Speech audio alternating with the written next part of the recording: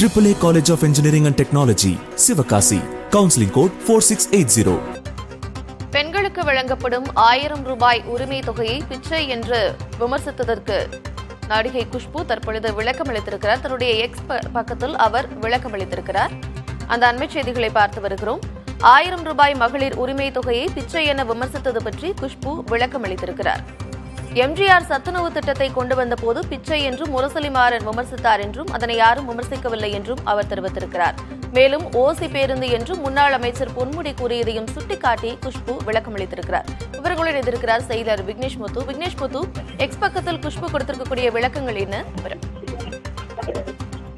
கார்த்திகா, நேற்றைய தினம் சென்னை செங்குன்றத்தில் நடைபெற்ற போதைப் பொருளுக்கு எதிரான அந்த கண்டன பொதுக்கூட்டத்தில் பேசிய நடிகையும் பாரதிய ஜனதா உறுப்பினரும் தேசிய மகளிர் அணி உறுப்பினருமான குஷ்பு தமிழகத்தில் மாதம் மாதம் பெண்களுக்கு வழங்கக்கூடிய 1000 ரூபாய் மகளிர் உரிமை தொகை தொடர்பாக பேசியது பெரும் சர்ச்சையை கிளப்பியது. அது ஒரு பிச்சை என கடுமையாக விமர்சனம் செய்தார்.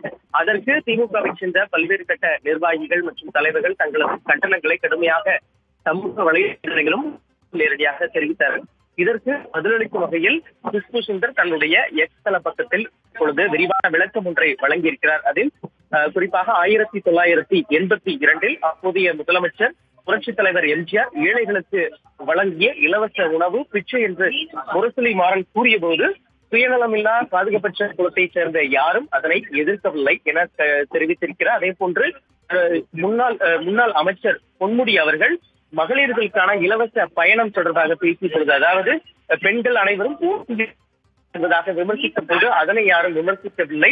தமிழகத்தை பொறுத்தமட்டில் டாஸ்மார்க் அதிக அளவில் இருக்கிறது. அந்த டாஸ்மார்க்கை முழுமையாக மூடி அதன் மூலம் எந்த ஒரு குடும்பமும் சுயமாக சேமிப்பதற்கு நடவடிக்கை எடுக்காமல் இது போன்ற ஒரு இலவசங்களை வழங்கி மக்களை ஏமாற்றுவதாக தெரிவித்திருக்கிறார். குறிப்பாக தமிழகத்தில் ஆளும் கட்சியாக இருக்கக்கூடிய திராவிட முன்னேற்ற கழக அரசு தோல்வி அடைந்த ஒரு அரசாக இருக்கிறது. இந்த தோல்வியை திசை மாறுவதற்கு, அதாவது பொய் பிரச்சாரத்தை உண்டாக பல்வேறு நடவடிக்கை எடுத்து வருவதாகவும் அதன் ஒரு பகுதியாகவும் தான் தெரிவித்த கருத்தை தற்பொழுது விமர்சிக்க தொடங்கியிருப்பதாகவும் ஒரு விரிவான விளக்கத்தை வழங்கியிருக்கிறார்.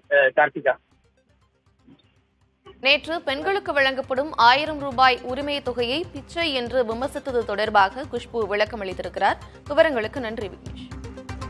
AAA College of Engineering and Technology, Sivakasi. Counseling code 4680.